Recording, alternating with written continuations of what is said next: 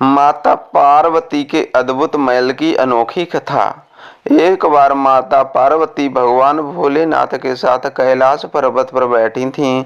तभी उनके मन में विचार आया कि सारे देवता सुंदर महलों में रहते हैं, जबकि मेरे पति तो देवों के देव महादेव हैं। फिर भी मैं इस कैलाश पर रहती हूँ। यहाँ ना तो कोई महल है, ना कोई आराम की वस्तु। ऐसा सोचकर माता पार्वती ने भोलेनाथ से कहा, स्वामी, सारे देवता महलों में रहते हैं, आप क्यों इस कैलाश पर वास करते हैं? आप भी हमारे लिए एक भवन बनवा लीजिए ताकि हम भी आराम से रह सकें। पार्वती की बात सुनकर भोलेनाथ थोड़ा सा मुस्कुराए और फिर बिना कुछ कहे ध्यान मग्न हो गए। माता पार्वती को भोलेनाथ का ये व्यवहार कुछ ठीक नहीं लगा, किंतु वो बिना कुछ कहे वहां से चली गईं। जब महादेव अपने ध्यान से निकले तो माता ने फिर से भोलेनाथ से कहा, हे प्रभु, मेरा भी मन है कि मैं अन्य देवताओं की भांति महल में रहूं। आप भी मेरे लिए एक भवन बनवा दीजिए। तब महादेव ने उनसे कहा, देवी, महल में रहना हम लोगों के लिए उचित नहीं है। किंतु माता पार्वती ने महादेव से हठपूर्वक कहा, प्रभु, आपको नहीं लगता है कि आपको भी महल में रहना चाहिए? आपका महल तो स्वर्ग में बने हुए इंद्र के महल से भी उत्तम और भव्य होना चाहिए। अब तो हमें महल बना लेना ही चाहिए। महादेव ने माता पार्वती को बहुत समझाया। वे बोले, देवी, हम तो ठहरे योगी खुले में रहने वाले हैं। हमें भवन का वातावरण रास नहीं आएगा। हमें तो महल में भी चैन ही नहीं मिलेगा, क्योंकि महल में रहने के बड़े नियम और बंधन होते हैं। किंतु माता ने तो मन में विचार कर लिया था कि अब महलों के बने बिना वो नहीं मानेगी। वो बोली, हे महादेव, जब सारे देव महलों में रहते हैं तो फिर महादेव क्यों बर्फ की चट्टानों पर रहें? पार्वती के इस हट के आगे देवों के देव महादेव को भी झुकना पड़ा। तब उन्होंने इस कार्य के लिए स्वर्ग से विश्वकर्मा जी को बुलाया और उन्हें ऐसा महल बनाने को कहा जो तीनों लोकों में किसी का ना हो। उधर विश्वकर्मा जी महादेव के आदेशानुसार भवन बनाने के लिए उपयुक्त स्थान की खोज में लग गए। स्थान की खोज करते हुए उन्हें एक स्थान दिखा जो चारों ओर से पानी से घिरा हुआ था और बीच में 3 सुंदर पहाड़ थे। वे पहाड़ों पर तरह तरह के फूल और वनस्पति से ढके हुए थे।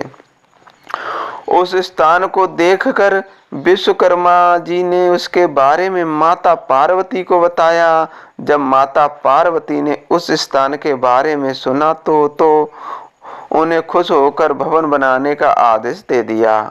विश्वकर्मा जी ने भवन बनाने की शुरुआत की और अपनी वशिष्ठ कला का परिचय देते हुए भवन के साथ वहां एक सुंदर नगर का निर्माण भी कर दिया। वह नगर देखने में अति सुंदर था। विश्वकर्मा जी ने उस महल और नगर को सुंदर बनाने में अपना पूरा योगदान दे दिया था। जब उस महल को माता पार्वती ने देखा तो उनकी प्रसन्नता का ठिकाना न रहा। उन्होंने विश्वकर्मा को धन्यवाद देते हुए उनकी बहुत प्रशंसा की। विश्वकर्मा माता पार्वती और भोलेनाथ को प्रणाम करके अपने लोक को चले गए। घर बनाने का कार्य तो पूर्ण हो चुका था। अब माता ने महादेव से कहकर गृह प्रवेश का शुभ मुहूर्त निकलवाया। गृह प्रवेश के समय ऋषि विश्रवा आचार्यत्व दिया गया था। सभी देवता भी उस समारोह में आए हुए थे। जिसने भी उस महल को देखा वह आश्चर्यचकित होकर उसकी प्रशंसा कर रहा था।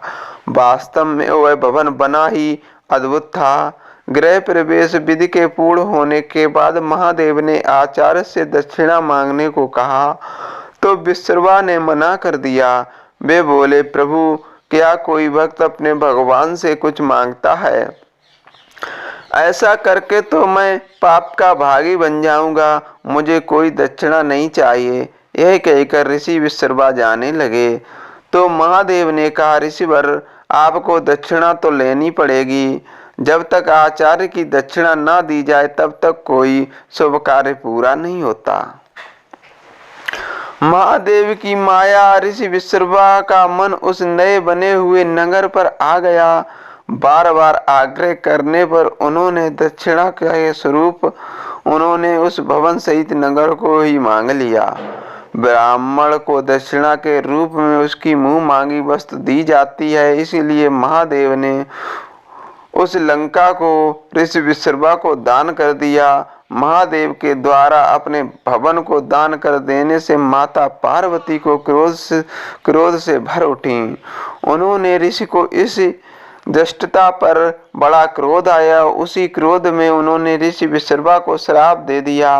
वो बोली, तुम तो आचार्य कहलाने के लायक भी नहीं हो। महादेव की सरलता का लाभ उठाकर तुमने बड़ी कुटिलता से मेरे प्रिय महल को हर लिया है।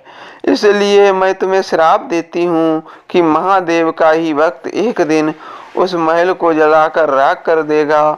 उसके साथ ही तुम्हारे कुल का विनाश आरंभ हो जाएगा। पुराणों के अनुसार ऋषि विश्रवा ने वो नगर अपने पुत्र कुबेर को दे दिया, लेकिन कुबेर को निकाल कर लंका पर रावण ने अपना अधिकार कर लिया। त्रेता युग में शिव के अवतार हनुमान जी ने उस लंका को जला दिया और उसके बाद विश्रवा के समूल कुल का विनाश श्री राम के द्वारा किया गया।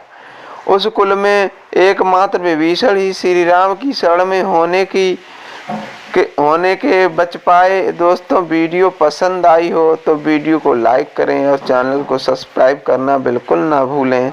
धन्यवाद।